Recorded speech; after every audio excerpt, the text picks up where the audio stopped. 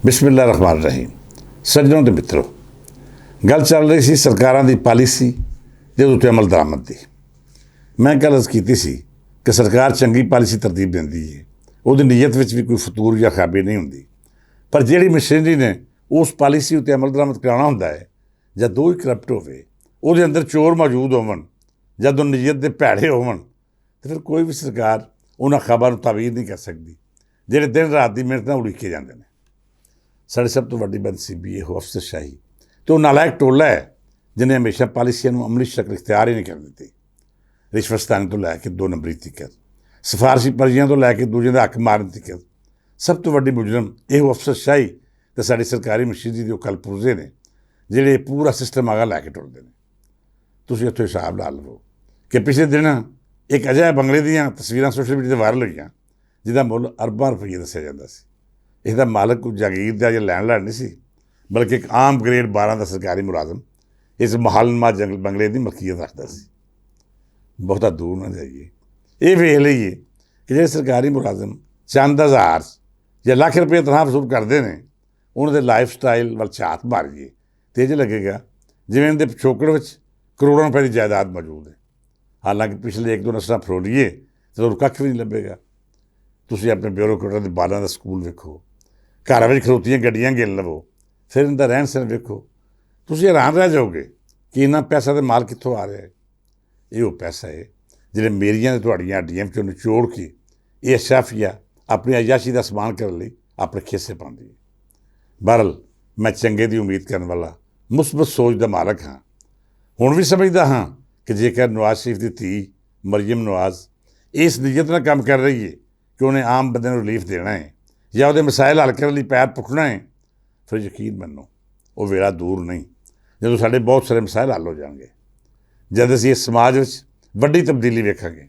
ਮੇਰਾ ਇਹ ਖ਼ਾਬ ਹੈ, ਪਤਾ ਨਹੀਂ ਮੇਰੇ ਹਯਾਤੀ ਜਾਂ ਫਿਰ ਮੇਰੀਆਂ ਅਗਲੀਆਂ 2 ਨਸਲਾਂ ਵੀ ਹਯਾਤੀ ਵਿੱਚ ਪੂਰਾ ਹੁੰਦਾ ਹੈ ਜਾਂ ਨਹੀਂ, ਪਰ ਇਹ ਗੱਲ ਯਾਦ ਰੱਖਾਂ ਜੇ ਇਸ ਖ਼ਾਬ ਨੂੰ ਤਾਬੀਰ ਨਾ ਮਿਲੀ ਅਤੇ ਇੰਝ ਅਫਸਰਸ਼ਾਹੀ ਅਤੇ ਕਰਪਟ ਮਾਫੀਆ ਰਲ ਕੇ ਸਾਡੇ ਆਮ ਬੰਦੇ ਅਤੇ ਸਮਾਜ ਦੀਆਂ ਰਗਾਂ ਵਿੱਚੋਂ ਲਹੂ ਨਿਚੋੜਦਾ ਰਿਹਾ, ਅਤੇ ਫਿਰ ਸਾਡੇ ਮੁਲਕ ਅਤੇ ਰਿਆਸਤ ਦੀਆਂ ਜੜ੍ਹਾਂ ਨਾ ਸਿਰਫ ਖੋਖਲੀਆਂ ਹੋ ਜਾਣਗੀਆਂ ਬਲਕਿ ਆਪਣੀ ਹਸੀਅਤ ਵੀ ਗਵਾ ਦੇਗਾ।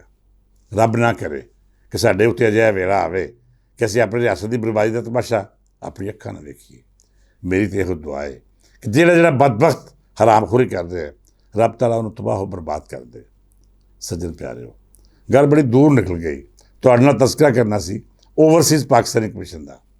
ਮੇਰੇ ਮਿੱਤਰ ਪਿਆਰੇ ਅਤੇ ਬੜੇ ਮੁਹੱਬਤੀ ਨੌਜਵਾਨ ਲੀਡਰ ਬੈਰਿਸਟਰ ਅਮਜਦ ਮਲਿਕ ਦੇ ਬਾਰੇ ਮੇਰੀ ਇਹੋ ਰਾਏ ਵੇ ਕਿ ਉਹਨੇ ਸਮੁੰਦਰ ਪਾਰ ਵਸਦੇ ਪਾਕਿਸਤਾਨ ਲਈ ਜਿੰਨਾ ਕੰਮ ਕੀਤਾ ਹੈ, ਇਹਦੀ ਮਿਸਾਲ ਇਸ ਤੋਂ ਪਹਿਲਾਂ ਕਿਸੇ ਥਾਂ ਨਹੀਂ ਲੱਭਦੀ। ਖਾਸ ਤੌਰ 'ਤੇ ਓਵਰਸੀਜ਼ ਪਾਕਿਸਤਾਨ ਦੇ ਮਸਲੇ ਹੱਲ ਕਰਨ ਲਈ ਜਿਹੜਾ ਕਮਿਸ਼ਨ ਬਣਾਉਣ ਦਾ ਫੈਸਲਾ ਹੈ, ਇਹ ਬੜੀ ਸ਼ਾਨਯੋਗ ਗੱਲ ਹੈ। ਪਰ ਗੱਲ ਉਹੀ ਹੈ, ਤੁਸੀਂ ਪਾਲਿਸੀਆਂ 'ਤੇ ਸ਼ਾਨਦਾਰ ਤਰਤੀਬ ਦੇ ਦਿੰਦੇ ਹੋ, ਪਰ ਜਿਨ੍ਹਾਂ ਅਮਲ ਕਰਨਾ ਹੈ ਉਹਨਾਂ ਦੀ ਨਾ ਤਾਂ ਤਰਬੀਅਤ ਕੀਤੀ ਜਾਂਦੀ ਹੈ ਅਤੇ ਨਾ ਹੀ ਕੋਈ ਚੈੱਕ ਐਂਡ ਬੈਲੈਂਸ ਰੱਖਿਆ ਜਾਂਦਾ ਹੈ। ਜਿਹੜੇ ਇਹਨਾਂ ਪਾਲਿਸੀਆਂ ਦੇ ਸਮਰਾਟ ਆਮ ਬੰਦੇ ਤੱਕ ਪਹੁੰਚਾਉਣ ਦੀ ਜ਼ਿੰਮੇਵਾਰੀ ਚੁੱਕੇ। ਸੱਜਣੋਂ ਤੇ ਮਿੱਤਰੋ, ਮੈਂ ਪਿਛਲੇ ਦਿਨਾਂ 'ਚ ਗੁਜਰਾਂਵਾਲੇ ਮੌਜੂਦ ਸਾਂ। ਉੱਥੇ ਕੁਝ ਸੱਜਣਾਂ ਨਾਲ ਇਸ ਬਾਰੇ ਗੱਲਬਾਤ ਹੋਈ ਅਤੇ ਉਹਨਾਂ ਨਾਲ ਮੈਂ ਅਮਜਦ ਮਲਿਕ ਦੀ ਕਾਰਕਰਦਗੀ 'ਤੇ ਇਤਮੀਨਾਨ ਅਤੇ ਖੁਸ਼ੀ ਦਾ ਇਜ਼ਹਾਰ ਕੀਤਾ।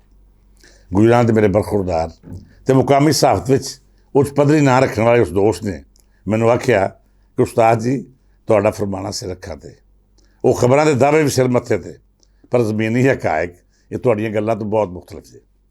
ਮੈਂ ਉਹਦੇ ਨਾਲ ਗੱਲਬਾਤ ਕਰਦੇ ਦੱਸਿਆ ਕਿ ਅੱਜ ਮੇਰਾ ਖਿਆਲ ਹੈ ਕਿ ਚੂੰਕਿ ਓਵਰਸੀਜ਼ ਕਮੇਟੀ ਗੁਜਰਾਂਵਾਲੇ ਦੀ ਮੀਟਿੰਗ ਹੈ, ਉੱਥੇ ਕੋਈ ਮੇਰੇ ਮਿਲਣ ਵਾਲੇ ਵੀ ਇਨਸਾਫ ਲੈਣ ਲਈ ਅਪੜੇ ਹੋਏ ਨੇ, ਅਤੇ ਆਓ ਚੱਲਦੇ ਹਾਂ ਉੱਥੇ ਦੇ ਹਾਲਾਤ ਦਾ ਜਾਇਜ਼ਾ ਲੈਂਦੇ ਹਾਂ।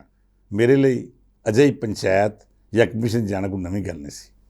ਮੈਂ ਆਪਣੇ ਉਸ ਬਰਖੁਰਦਾਰ ਨਾਲ ਓਵਰਸੀਜ਼ ਕਮਿਸ਼ਨ ਦੀ ਪੰਚਾਇਤ ਜਾ ਪੜਿਆ ਜਿੱਥੇ ਉਸ ਦਿਹਾੜੇ 4 ਕੇਸ ਸੁਣਵਾਈ ਲਈ ਮੁਕੱਰਰ ਕੀਤੇ ਗਏ ਸਨ।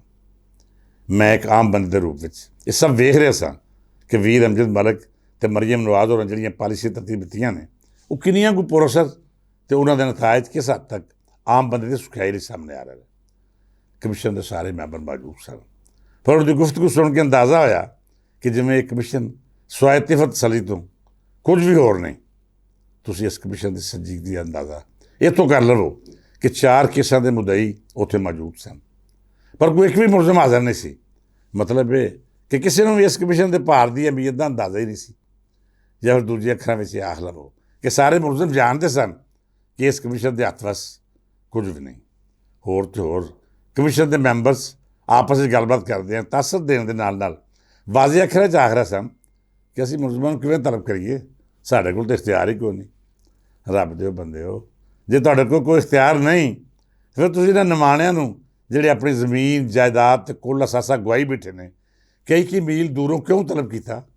ਇਹ ਵਿਚਾਰੇ ਜਿਹੜੇ ਪਹਿਲਾਂ ਹੀ ਦੁਖੀ ਨੇ, ਜਿਹਨਾਂ ਦੇ ਹੱਥ ਵਸ ਕੋਈ ਨਹੀਂ ਰਿਹਾ, ਜਿਹੜੇ ਸ਼ਾਇਦ ਆਸਾਨੀ ਨਾਲ 2 ਵੇਲੇ ਦਾ ਅੰਨ ਪਾਣੀ ਵੀ ਪੂਰਾ ਨਹੀਂ ਕਰ ਸਕਦੇ, ਕਿਉਂ ਇਹਨਾਂ ਨੂੰ ਤੁਸੀਂ ਇਹਦੀ ਸਜ਼ਾ ਦਿੱਤੀ ਕਿ ਭਾਈ ਕਮਿਸ਼ਨ ਦੇ ਸਾਹਮਣੇ ਆ ਕੇ ਹਾਜ਼ਰੀ ਲਓ, ਤੁਹਾਡਾ ਹਾਜ਼ਰ ਹੋਣਾ ਲਾਜ਼ਮੀ ਹੈ, ਮੁਲਜ਼ਮ ਸਰਕਾਰ ਆਉਣ ਜਾਂ ਨਾ ਆਉਣ? ਮੈਂ ਸਭ ਤੋਂ ਪਹਿਲਾਂ ਜਿਹੜਾ ਤਾਸਰ ਇਸ ਕਮਿਸ਼ਨ ਦਾ ਵੇਖਿਆ, ਉਹਦੇ ਮਾਯੂਸੀ ਤੋਂ ਸਿਵਾ ਕੁਝ ਹੋਰ ਨਹੀਂ ਮਿਲਿਆ। ਖਾਸ ਕਰ ਕਮਿਸ਼ਨ ਦੇ ਮੈਂਬਰ ਜਿਹੜੇ ਇਹ ਗੱਲ ਮੰਨੀ ਬੈਠੇ ਨੇ ਕਿ ਸਾਡੇ ਹੱਥ ਵਸ ਕੁਝ ਨਹੀਂ, ਉਹਨੂੰ ਇਸ ਥਾਂ ਬਹਿ ਕੇ ਪੰਚਾਇਤ ਲਾਉਣ ਦਾ ਕੀ ਹੱਕ ਹੈ? ਮਿੱਤਰ ਪਿਆਰਿਓ, ਕੱਲ੍ਹ ਮੈਂ ਤੁਹਾਨੂੰ ਇਸ ਸੁਣਵਾਈ ਦੇ ਕੁਝ ਅਜਿਹੇ ਮੰਜ਼ਰ ਬਿਆਨ ਕਰਾਂਗਾ ਜਿਹੜੇ ਤੁਹਾਡੀ ਰੂਹ ਤੀਕਰ ਨੂੰ ਹਿਲਾ ਕੇ ਰੱਖ ਦੇਣਗੇ। ਇੱਕ ਅਜਿਹੇ ਸ਼ਖਸ ਦੀ ਕਹਾਣੀ ਸੁਣਾਵਾਂਗਾ ਜਿਹਦੇ ਪੁੱਤਰਾਂ ਨੇ ਦਿਨ ਰਾਤ ਮਿਹਨਤ ਕਰਕੇ ਮਕਾਨ ਖਰੀਦਿਆ, ਪਰ ਇਸ ਮਕਾਨ ਉੱਤੇ ਇੱਕ ਅਜਿਹਾ ਮਾਫੀਆ ਨੇ ਕਬਜ਼ਾ ਕਰ ਲਿਆ ਜਿਹੜਾ ਨਾ ਤਾਂ ਕਿਸੇ ਅਦਾਲਤੀ ਫੈਸਲੇ ਨੂੰ ਮੰਨਦਾ ਹੈ ਅਤੇ ਨਾ ਹੀ ਇਸ ਕਮਿਸ਼ਨ ਨੂੰ ਕੁਝ ਸਮਝਦਾ ਹੈ। ਬਹਰਹਾਲ ਕੱਲ੍ਹ ਦੁਬਾਰਾ ਗੱਲਬਾਤ ਕਰਾਂਗਾ।